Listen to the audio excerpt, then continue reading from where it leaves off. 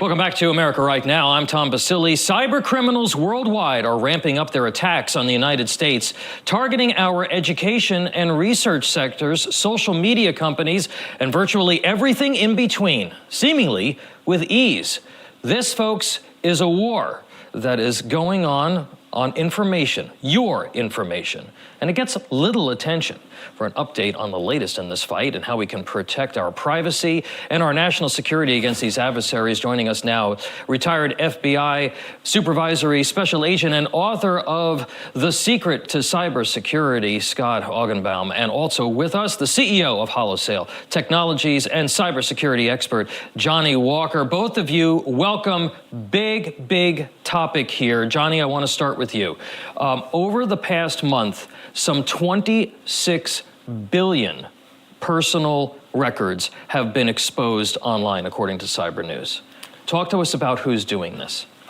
There's state actors, state-backed actors, China, Russia, Iran, everybody knows all of that. There's also cyber criminal gangs. There's all kinds of companies that are getting breached, as you can see, 23andMe, Raptor, which is a big one that is school. So those are kids. That's information about kids and teachers, students and teachers, right?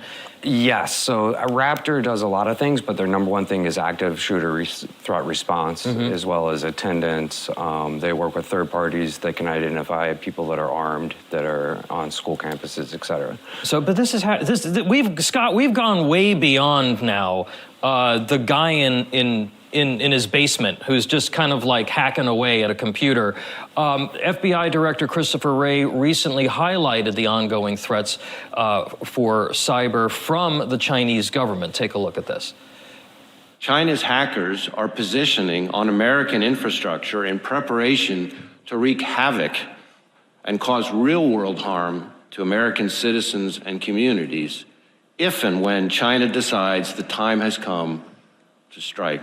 Today, and literally every day, they're actively attacking our economic security, engaging in wholesale theft of our innovation and our personal and corporate data.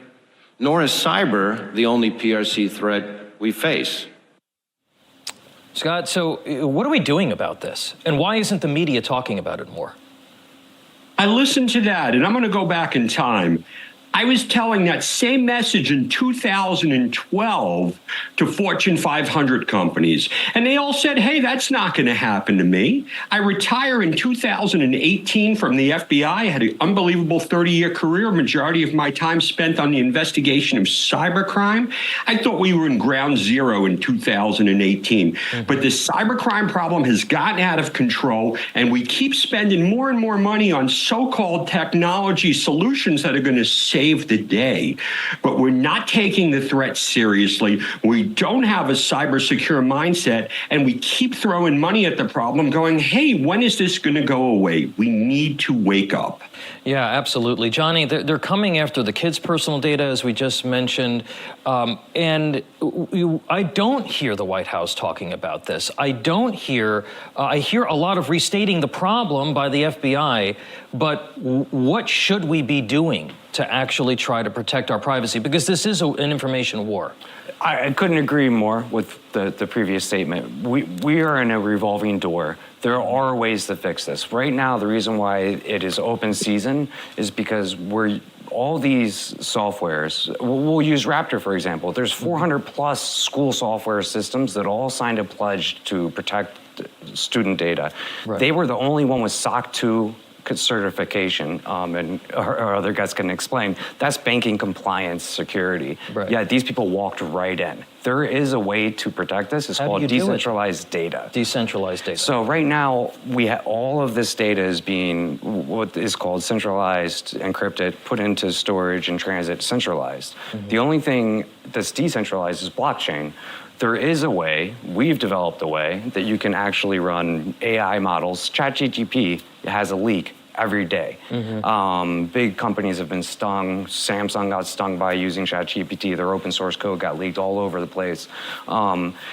because they're using the centralized data. So you have to decentralize, Scott. Microsoft is investigating a second outage affecting Microsoft Teams. These are behemoths, and they can't figure this out.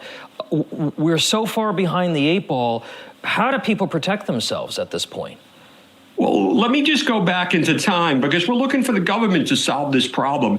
In 1998, the FBI, because this was a directive by President Clinton, I haven't used that name in ages, but the National Infrastructure Protection Center was formed in 98. There was a strategy. And then Bush had a strategy. Everybody has a strategy. Nobody's following the strategy. In my world, I've dealt with 1,000 cybercrime victims. 90% of them easily could have been prevented. Most of my victims aren't using things like two-factor authentication to secure their information. That's great that it's encrypted by Microsoft.